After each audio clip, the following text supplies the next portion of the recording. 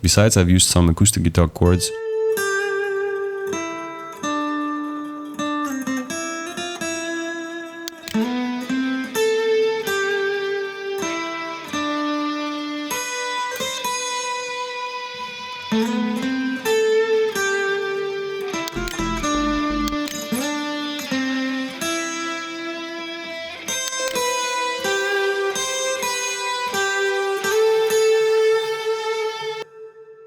And part of that I've used some acoustic guitar chords.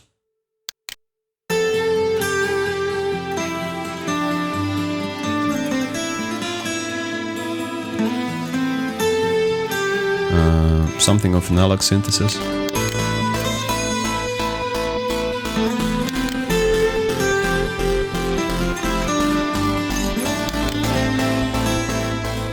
And virtual synthesis from ARP 2600 by Arturia.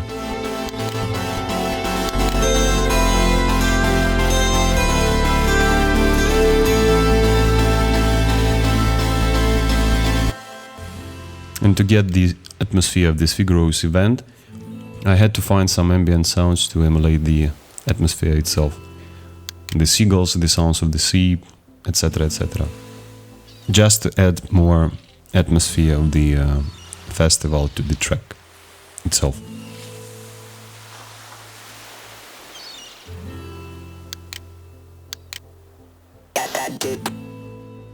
The phrase Kazantip has been synthesized using an emulator from Omega computer that I do like still. Namely, its Steam software instance, let us say. And also an ST speech program, a program that speaks the things that you have written.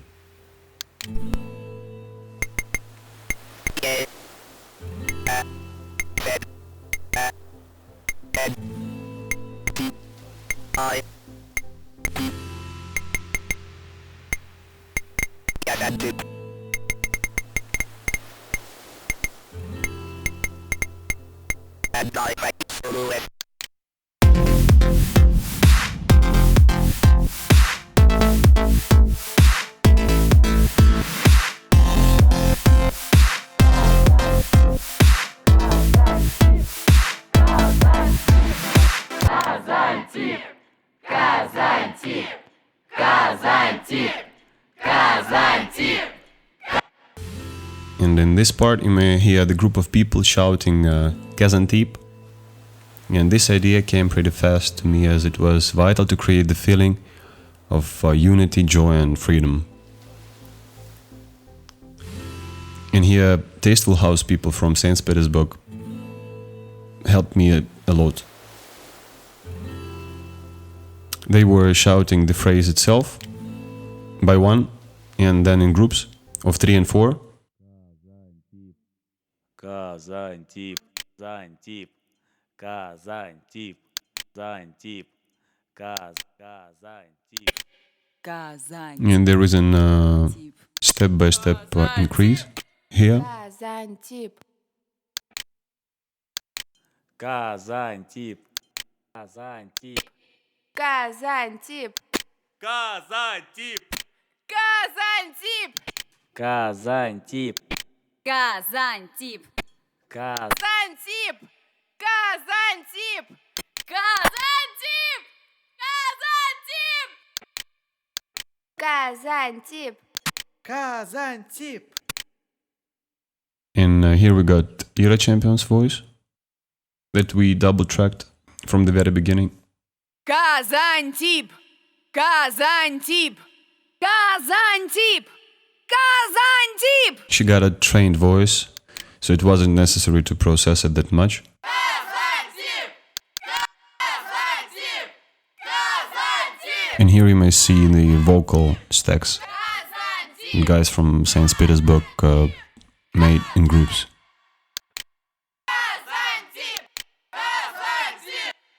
And then I processed the whole mix through the Quick Quacks crowd chamber plugin. I won't say that it creates an absolute effect of the crowd, but a certain whole response it creates very good indeed. So I used it specifically to get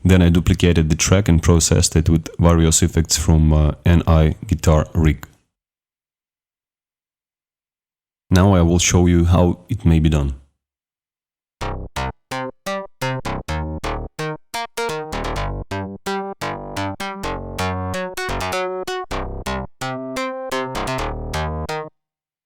Let us store this synth part as an audio file.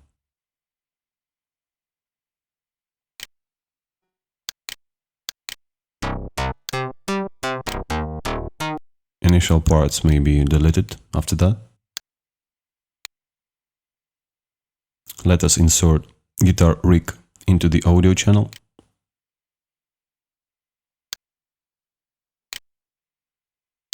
And here I got my own bank of presets. So let us listen to it.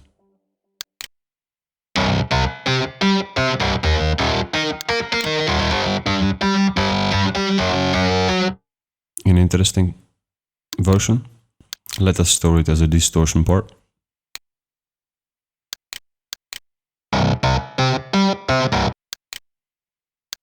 And let us try another effect.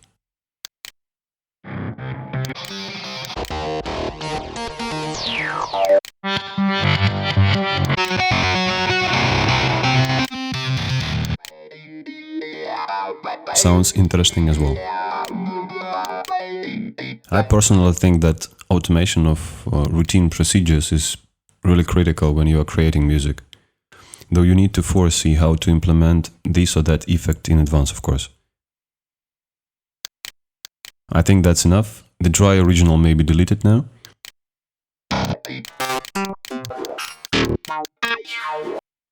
And we may create some audio slices using 1/16 quantization for the beginning. We may play a bit with that.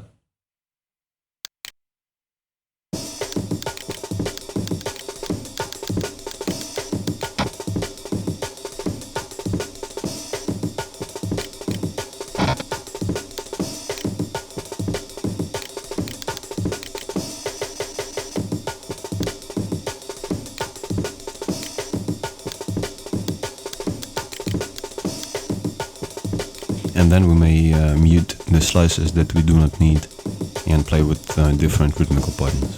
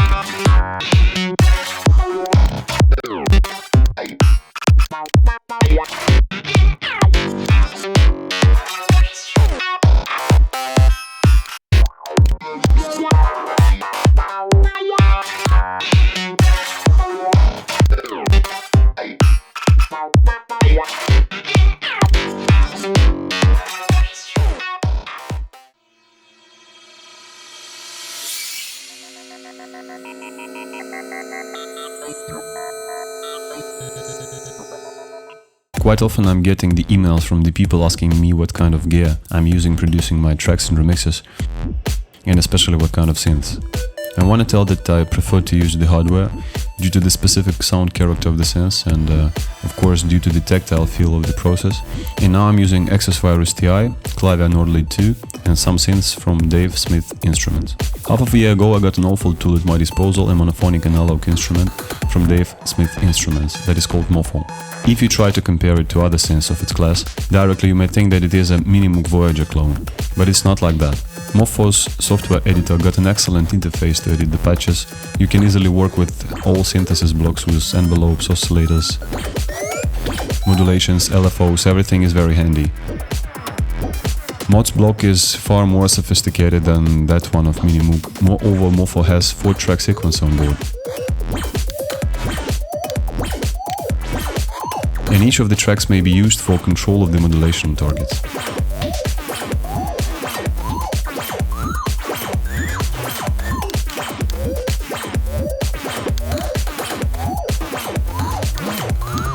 Another issue is that the sound character of every analog synth is different.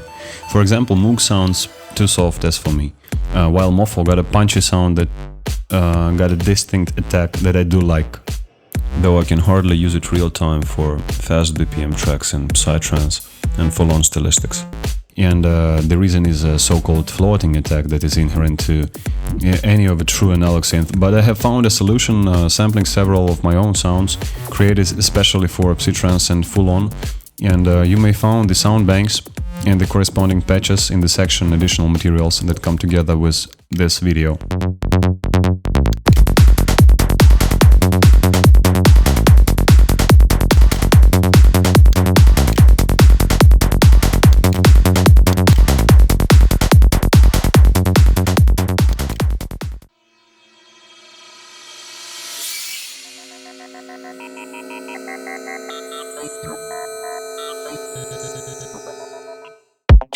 And in this section we will talk about how to process the melody, using a popular Russian folk song, Grasshopper, as an example.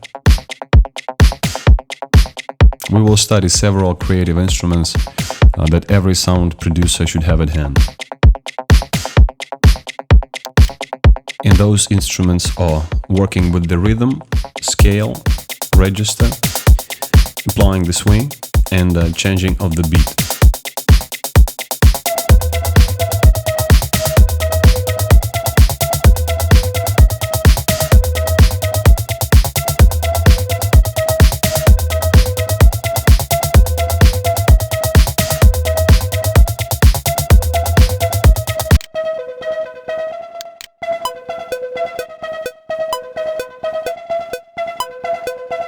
First, we start the initial tune.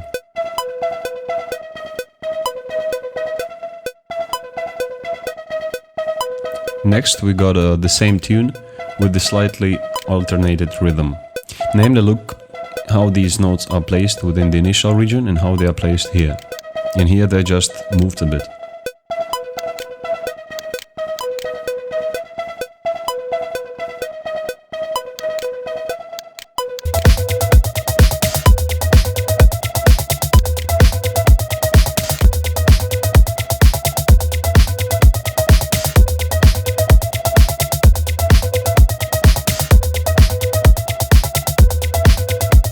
In this section we have changed the rhythm of the initial melody, and it sounds a bit different from a folk song. Changing the rhythm made this fragment sound more interesting as for me.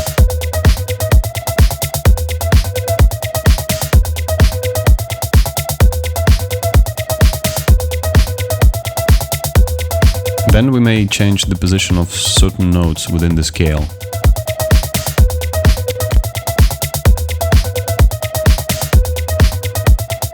And to make it short, the scale is a combination of notes that are harmonically interrelated, and no dissonance occurs when they sound together. And dissonance here means the combination of notes that sound harsh and unpleasant when we play them together.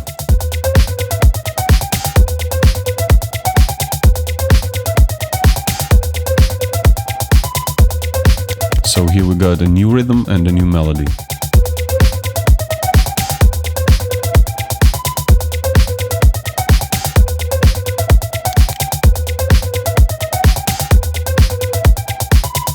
Then let's work with the register a bit.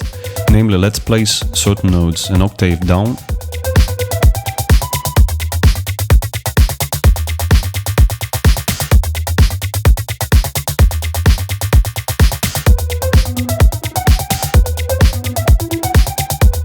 To get further variation over the initial tune.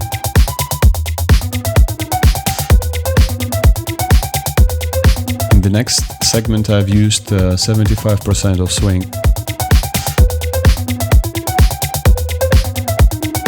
And we will come back to the issue of swing later on with the separate chapter of this video. But just listen to what we may get after applying swing. A part of changing the swing of the tune, I've changed the drum loop swing.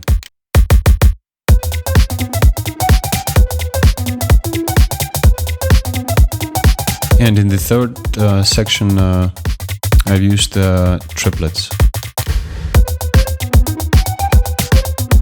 Using 1/16 triplet quantize of the tune and of the drums. So that roughly what we may get using pretty simple tools such as working with the rhythm, scale, register, applying the swing and changing the beat of our track.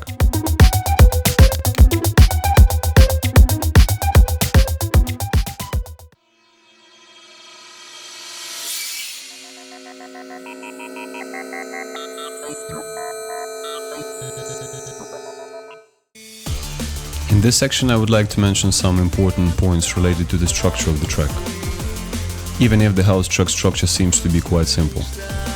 So commercial track should have at least the elements that I mentioned in its structure to become a memorable hit.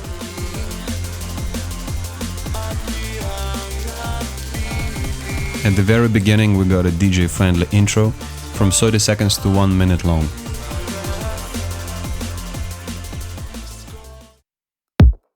After that we got a hook, a beginning of the main part.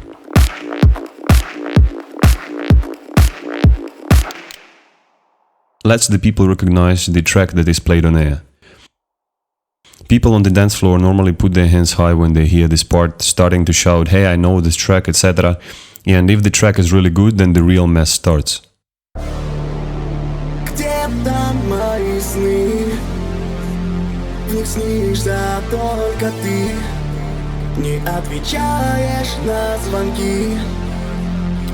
Here people normally start to sing to it as the hook gives them kind of an input what kind of track is actually played. Is it famous or not? Is it a hit or something just obsolete? Of course we are creating the hits only, and after the break we got a hook. After the hook we got a so-called meat part. Here we got a beat and percussion, and in this case the beat is developing with some new elements constantly being added.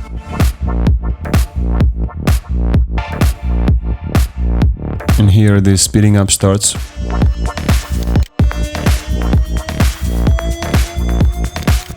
Here we may hear a nice and clear dance rhythm.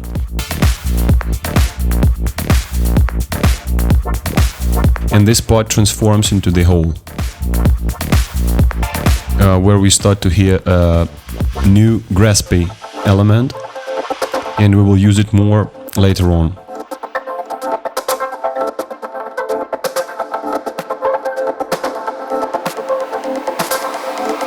A gradual speed up and return to a mid part with a new element that we just mentioned being added.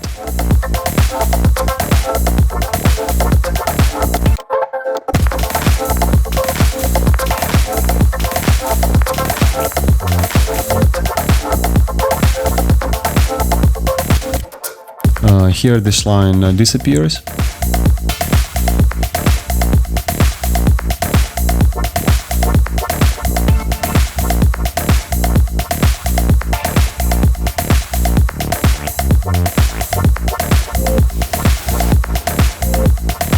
Here this line disappears, and this part slowly flows into the hook number 2.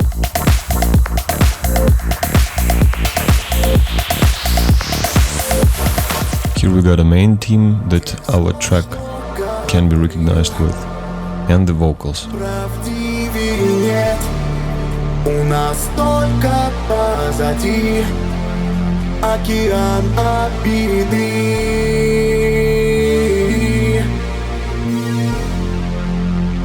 Океан обиды. And close to the end of the hook, we got a new arrangement element, a synth line, that plays through the whole concluding mid part that sounds after the hook.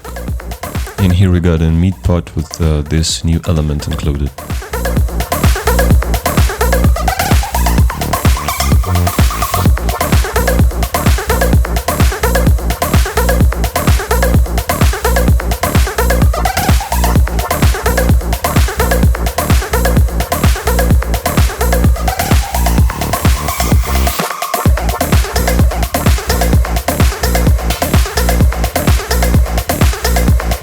We got some variations to keep the listeners interested.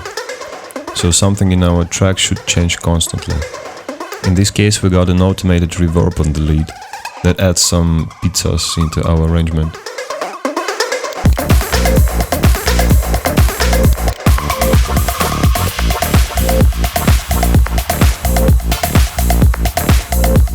Here the element that we have introduced after the second hook disappears, and the theme slows down a bit. And that lasts till the moment when the DJ outro starts, so the DJ playing the track may mix it with the next one easily. And normally it's also lasts from 30 seconds to 1 minute. At this moment, when we got few instruments playing, the DJ may start to mix it up with the next track. Don't forget that all the tracks should be played by the DJs, so respect their work and do everything to make the mixing of your tracks easy and comfortable.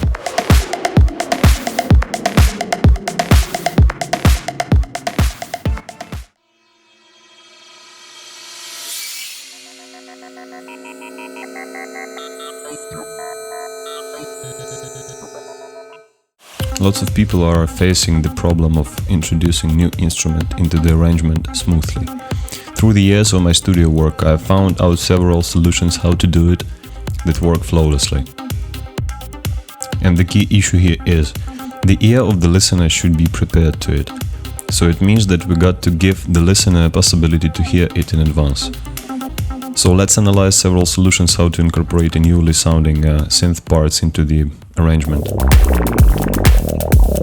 Before playing the whole theme of a new instrument, we may make a break with percussion and synths at the end of the fourth square and play a part of it, right over here.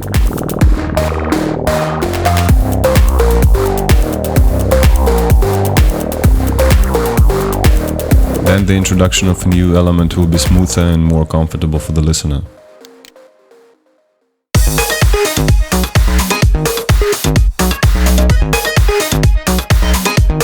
We may also create an effect of the instrument coming in from the outside, so to say, from the dance floor direction, for example.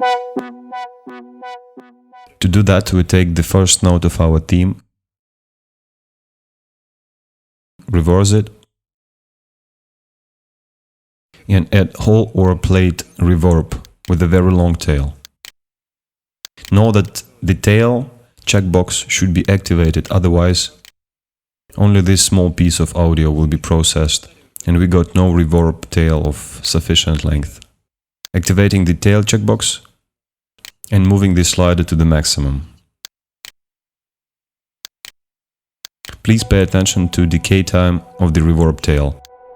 It should be long, really long, from 20 to 30 seconds. Let's process this audio piece. Let's reverse it and insert it before the main theme of a new instrument starts to make it enter smoothly.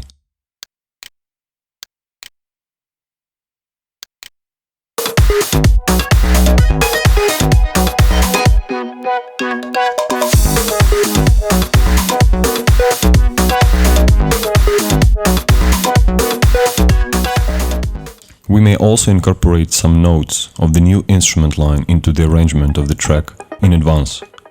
So these notes harmonically accompany it and prepare the listener to a new sound coming in.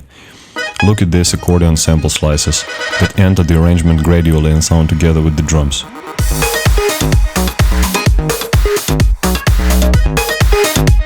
We may also use low pass or high pass filters for that, and then the new instrument will be coming in gradually. One more interesting solution is to slow a new instrument in the whole, for example an acoustic guitar, and then when it appears again at the end of the track, the listener takes it as an interesting trick.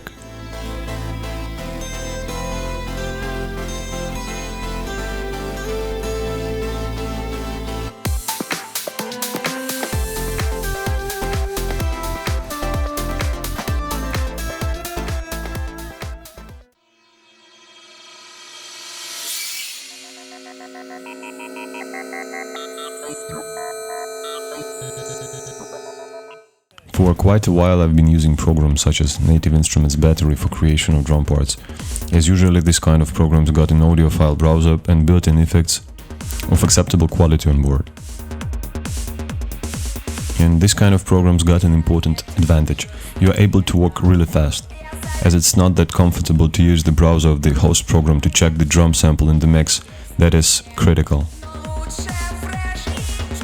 In this project I'm using a combined variant of the drums programming. Kick part is a MIDI part and it is very comfortable to use battery sampler, choosing the right sample for the kick drum.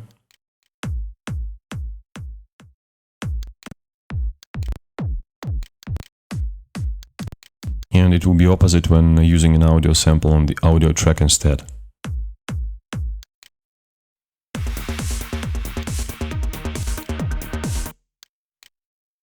Percussion, snare, and the hats are situated on the audio tracks, as there is an important advantage when working with the audio samples, namely the editing possibilities. When we got our part in MIDI, then we can edit it in a pretty limited way. We may change the velocity and the note length, and that's actually all. The rest of the functions should be programmed using the controllers and the modulation metrics. That is more complicated.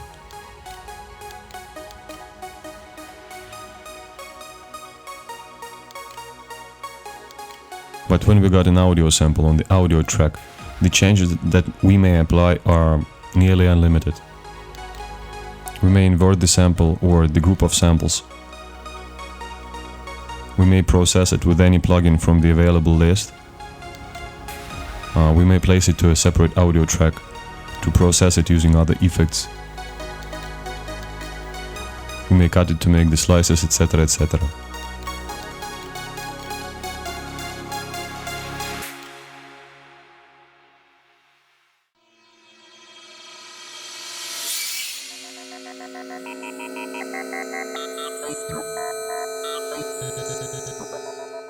When getting the demo tracks, I'm often being asked why Noob's tracks doesn't sound powerful and fat, and quite often the reason is that there is no right percussion loop in it. So what the right percussion loop?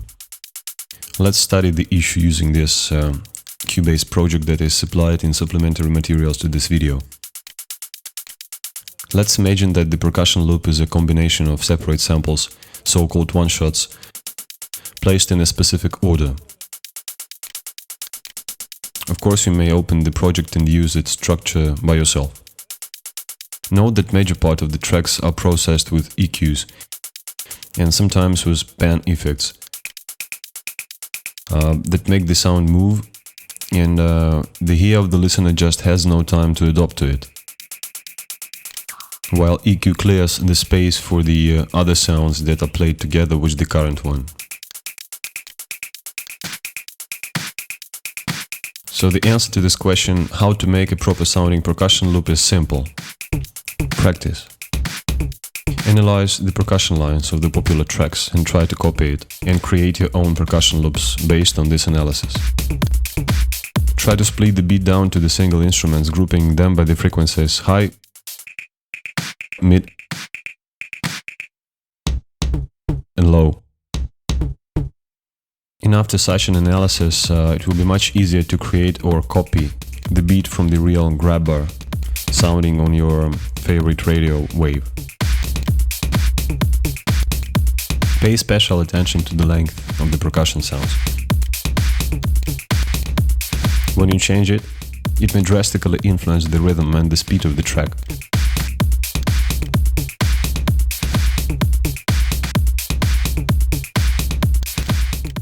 And here we also got a space for creativity. For example, if we will analyze the mouse tracks, then we notice that some samples are off the grid. Control your instruments not to sound too dry. Reverb always adds some quicksilver to the sound.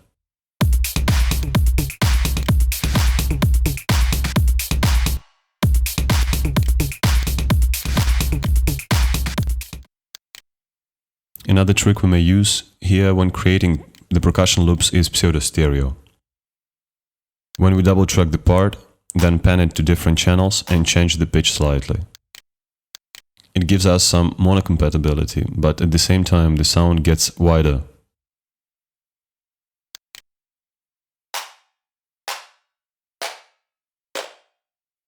Pretty often we may hear really wide percussion lines and narrow lead and bass lines. That is made on purpose to control the compatibility in mono. That is critical when playing the track in the club or on the radio.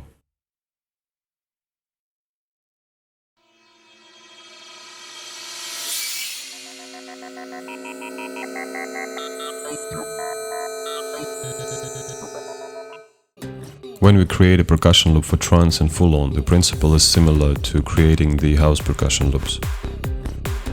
There are only two things that should be noticed. First, percussion loops for trance are much more intensive.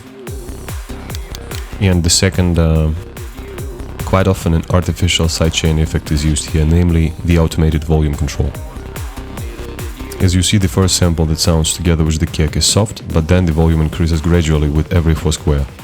So it is a sidechain, but created with an amplitude envelope in this way. This project may be found within the supplements that come together with the video, and the analysis approach works perfect here as well. We split the whole range of the percussion loop line into 3 parts, having heads at the top,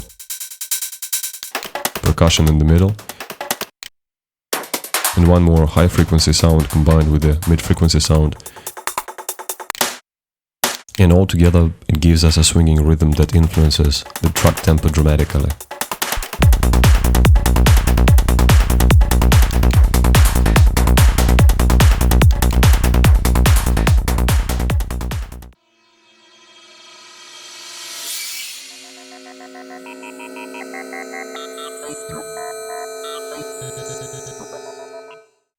Basically, we come across one-shot samples or ready-made loops when we create a percussion loop. So that is important to manage how to rearrange the loops, namely to change the order of the samples within a loop, and how to process them in different ways. Here we got 2 percussion loops from deadmau5 XFur library, so let's try to work out something more original out of that. Double click it and we open the sample editor window. Here we may split the percussion loop onto slices for more comfortable further processing using sensitivity slider. Cubase will detect the start points automatically. But the program does it with some mistakes usually, so here we should act manually a bit. Push the Alt button and click the mouse here.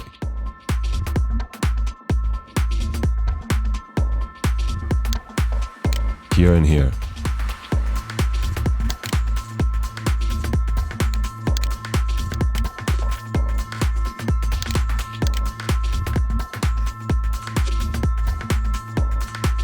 Then let us use slice and close command to split the marked pieces into the separate audio slices and close the sample editor window. So now we are ready, these slices are independent from each other. And we may create new loops. And part of that we may use quantize function, that's how it sounds without quantize and with the 75% of swing.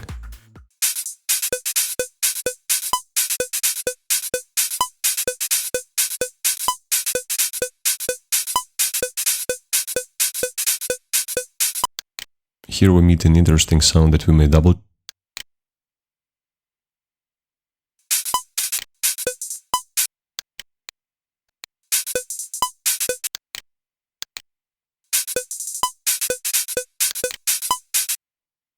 Let's do it and mute the open head.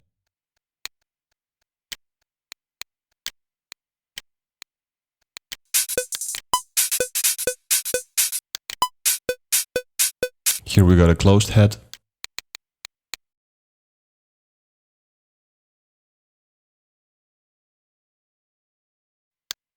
Notice that it won't sound till we make the slices below shorter.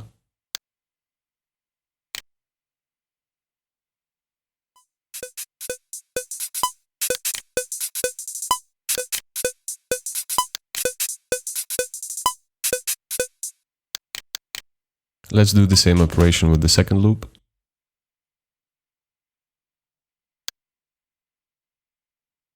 Let us slice and close it. Let us highlight the loop and quantize it.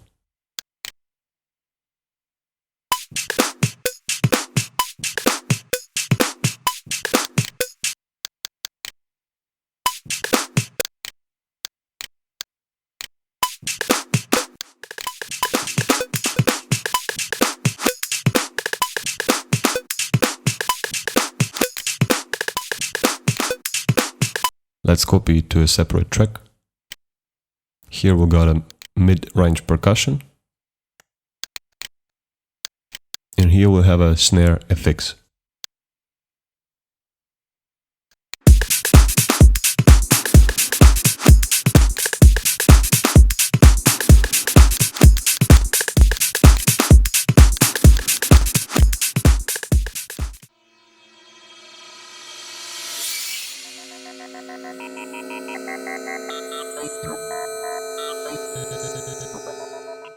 And let us say a couple of words about quantize function. When we got it active, then we may use the settings that will influence the placements of audio and MIDI parts that we got.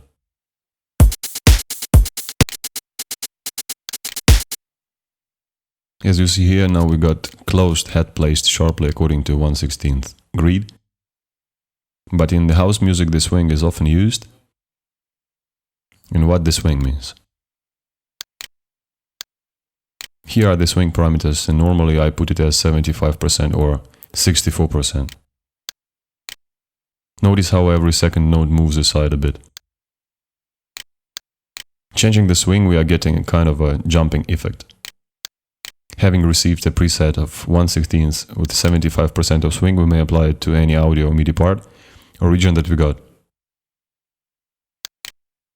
And it will sound like, while direct quantize sounds like that.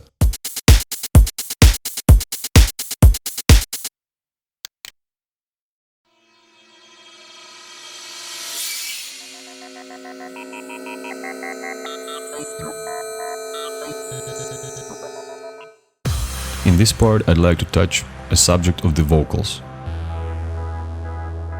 Often I encounter demo tracks where the vocal takes the wrong place while it should play the leading role in the track. One of my key rules is the vocalist should sound as a star whenever he or she can sing or not.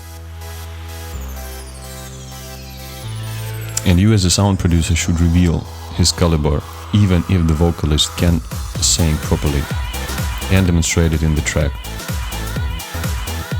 If you got a vocal technique problems, then let him recitate the words, or even whisper his part. Or use the vocoder as a last resort. Use your experience and imagination, don't be afraid of experiments. Just remember, your vocalist should sound as a star. And I'd like to show you some things that in my opinion should be followed when you work with the vocals. And those things are pitch and timing corrections. And I show it to you straight away. Here we got the vocals of Leah, the lead vocalist of Tasteful House project from St. Petersburg, And here I'll demonstrate the tricks that I just mentioned. The rhythm of life is every wonderful moment.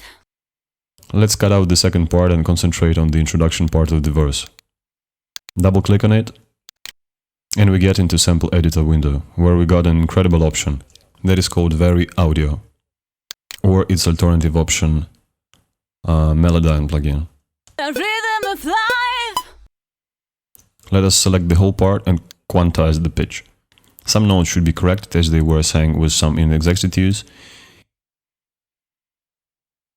That's absolutely normal, as nobody could sing perfectly.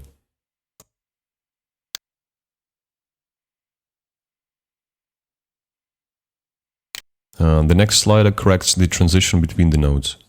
And if we will set it to a far right position, then we will get a famous effect. The rhythm of life is every wonderful moment. Though we do not need it now, so let's just slightly correct the transition between the notes. The rhythm of the rhythm of life. Some notes may be split. The critical issue here is to keep the melodic of the original.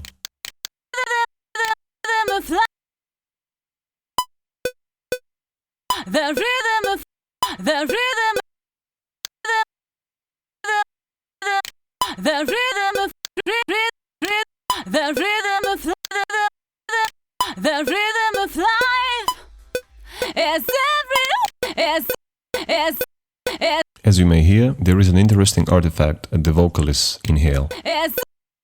And that's what Vary Audio should be blamed for. And that's why I use Melodyne instead. In my opinion, it processes the vocal in a more accurate way. This note has been sang a bit lower than it should be.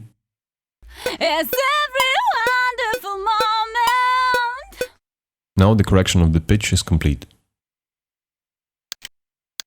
The next important point that many people miss is the correction of the timing. The issue is that every word starts and ends a bit off-grid. And here we may clearly see that.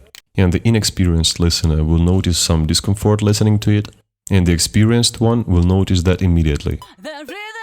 So we should eliminate this problem and fix both the beginnings and the endings of the words to the grid as tight as possible. The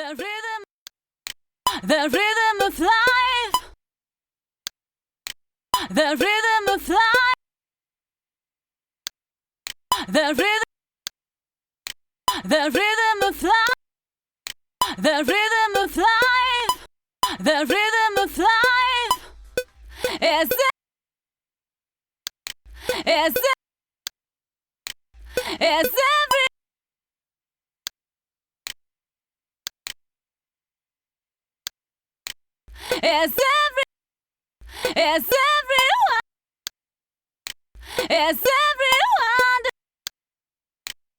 is every wonderful moment. It's every wonderful moment. Please pay attention to the letter T in the word moment. This kind of issue should be fixed with a special care. From another hand, when we got a strong beat sounding here, fixing T tight to the grid will probably lead to losing it being mixed with percussion. And people just won't hear it. So finally we got both pitch and timing of the small piece of the vocal corrected. Straight away we may clean up low frequency range here. The rhythm of life is everyone. As the impurities are clearly noticeable in the range from 0 to 200 Hz. Cleaning these sub-frequencies, it's important to keep an eye on the fullness of the vocals. The rhythm of life is every wonderful moment. Also, I'm often being asked what should be done to move the vocals deeper into the arrangement, and there is an interesting point here. In any recorded vocals, both in the vocal itself and in the audio path where the vocal is recorded into, there are certain resonances. It may be the resonances of the singer's throat, microphone resonance, or the room resonance, etc. If we will find out these resonances and get rid of them, the vocal will be moving deeper into the mix. But be careful with that, as you may get the vocal just non-readable. Let's scan the frequencies with a narrow EQ band to find the unwanted resonances. Here we got one.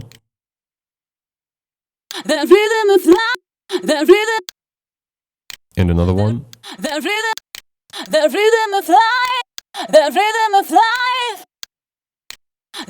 And one more. And another discernible one.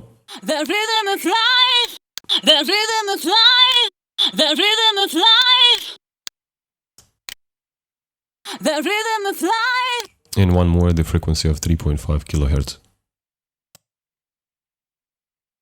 Now your vocal sounds more natural and it will sound to the better level without standing out that much, but think whether you need this effect to a full extent.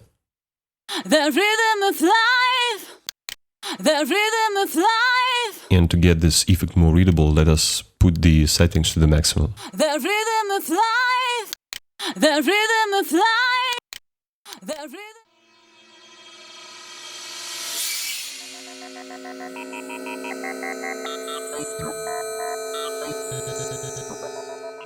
Let's talk a bit about the mix, according to my theory of representing it as a picture that contains different fields. I like the sound fields theory as it clearly makes the parallel between what we hear and what we see. Just imagine that the instruments in our mix may be placed to a different sound plans. In my works I use up to 6 sound fields, or sound plans, but in this example we will use only 3. The first sound plan, or the near field, is for the instruments that sound closest to the listener, the drums and the bass. The second and the third sound fields, middle field and far field, and we place the leads over there. And here I'd like to demonstrate how using only the mixing we may completely change the track concept. By the way, this track is provided by DJ Griffon, an excellent uplifting trance work. So let's go. Having loaded the template that goes together with this video, you are getting all the sounds that I'm using now, namely ambient reverb, hall, mega hall, and room reverbs. And now let's check in practice how all that stuff may help us to understand the mix as a picture. Keeping the drums unchanged for a while.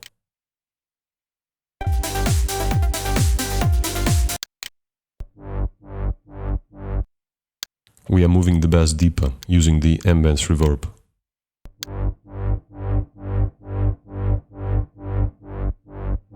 Do you hear it moving?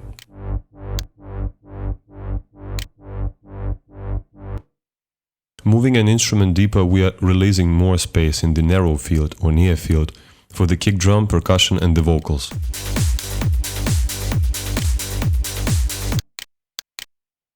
Now, Nord lead. First, let us place it into the imaginary room.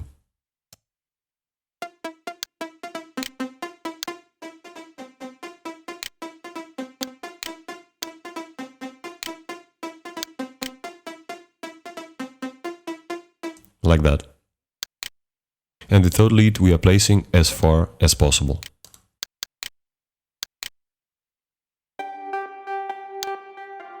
Third field, second field, and the first field.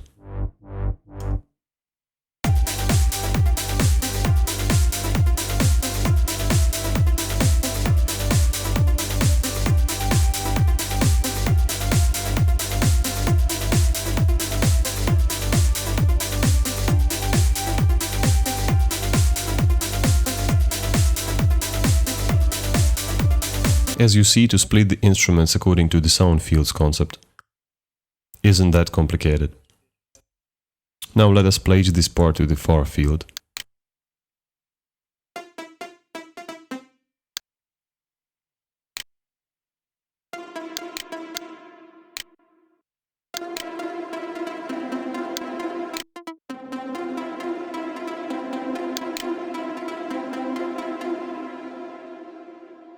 and this to the second sound plane, the room.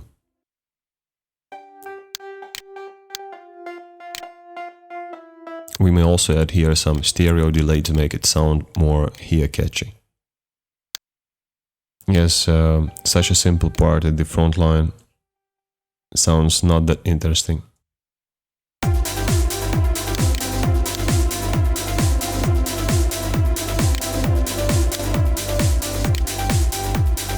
In this case, mega is too big for this lead, so let us change it to whole.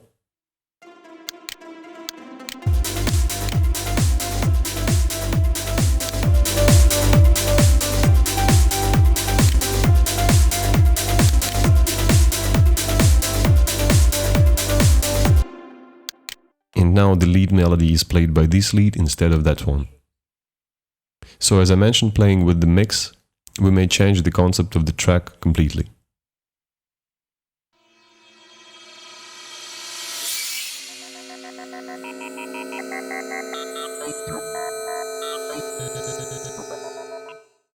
From time to time I notice that some sound producers use sample libraries with dirty overprocessed sound in their tracks. As a rule, they are using vengeance libraries with excessive amount of chorus and lots of artifacts. That's why I always recommend to monitor the sound in mono. And another issue worth paying attention to is a stereo component of the sample. There is a free plugin from Vox & Go that is called MSED, that is a mono stereo encoder and decoder. Under this terrifying name, what we find is a simple and very usable function that lets us listen to the middle component of the sound.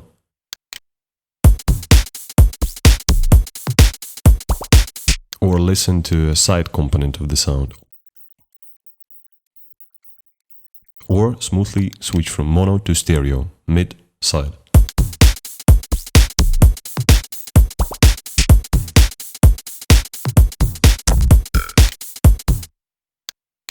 Using this plugin, we may easily hear that vengeance samples that I choose sound dirty indeed.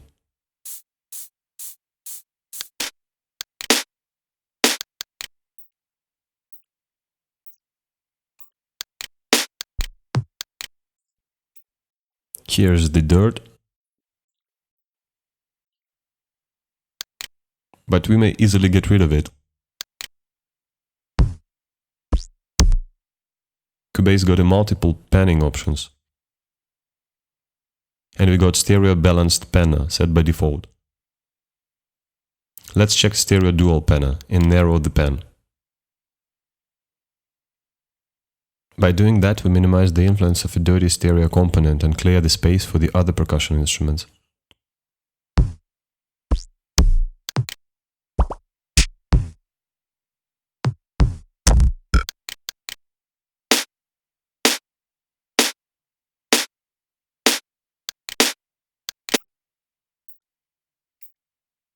Yes, there is a huge amount of dirt in the side or stereo component of a sample. Sometimes that's an advantage when we need to fill up the spectrum, but not always. In this case, we just narrowed the pan of the instrument. Somebody may find it easier to do in a stereo combined panner mode.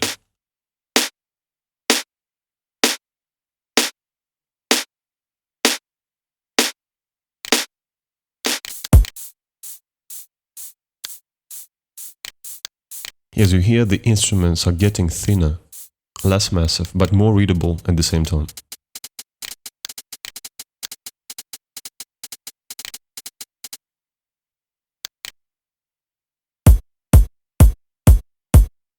Here we got a dirty kick, as a closed head with a reverb tail was added by layering. It sounds really dirty and we may use a method of narrowing the pan here.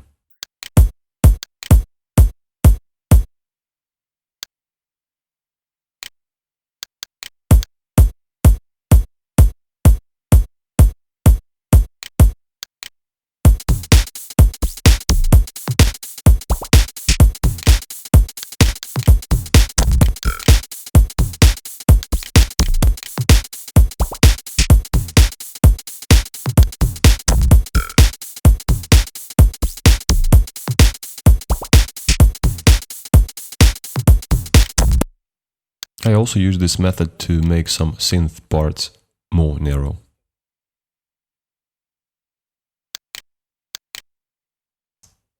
When the instruments with strong reverb tails are placed one upon another, making the pan more narrow, we may get rid of the negative layering side effects.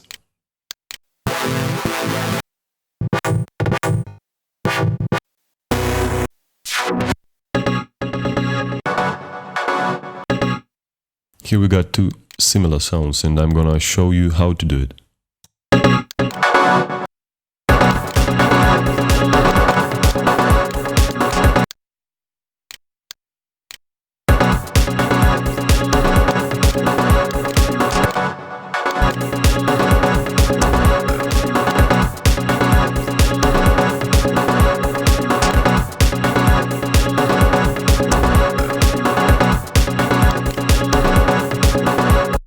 Now this lead sounds from the center, and this one sounds very wide. We may even proceed a bit further and decrease the central channel a bit.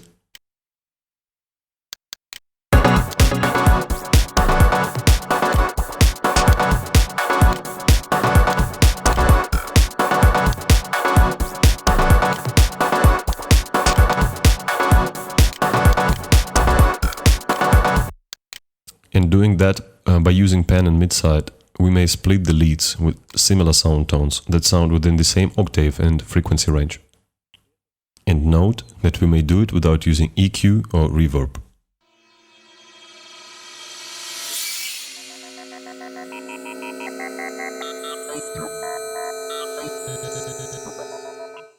Now I'd like to touch the subject of the white noise, namely its creative application in sound production. As you perfectly know, the noise may be pink, that sounds more dull, and white, that sounds more bright. And how we may use it here? It's simple. We may enrich the sound tone of the instruments that we use by simple duplication of the parts with the noise.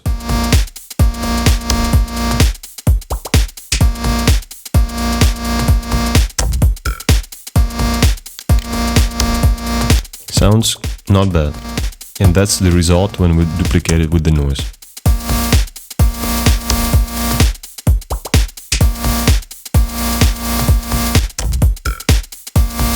Adding the noise to the lead, we get a thicker sound, filling the frequency range better. That's a very simple and a very efficient trick.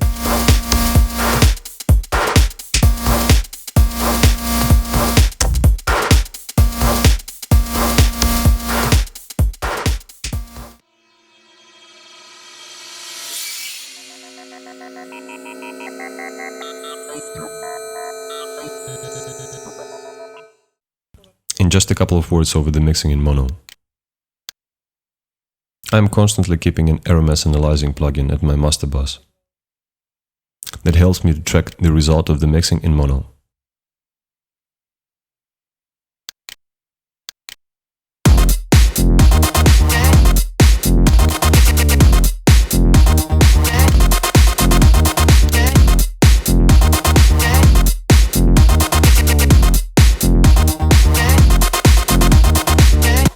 Nowadays, many producers prefer to pan certain instruments really wide.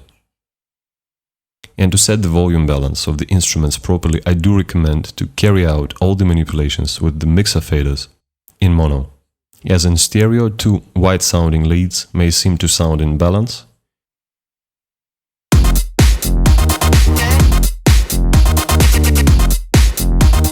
but if you check them in mono, their volume will be lower than in the case with stereo mode.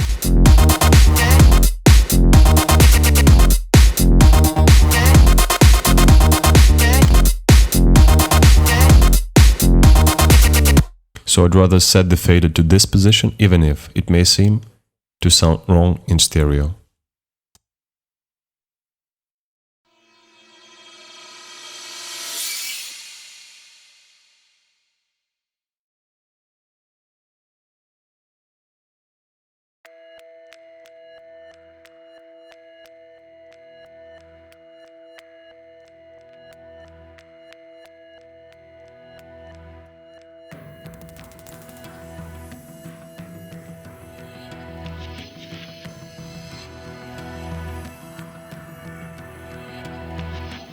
Stay with me. Oh, my pretty sound, can you feel it now? Never right. On my wander way to the south. Take on me. I'm a gentle flower, tears like tear on down. Never right.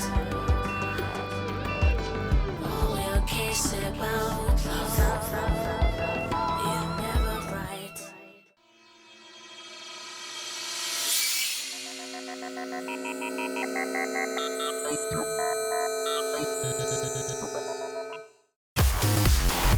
Go creative and send me your demo tracks to andivax@andivax.com. But please do not send me the links, only the MP3s attached.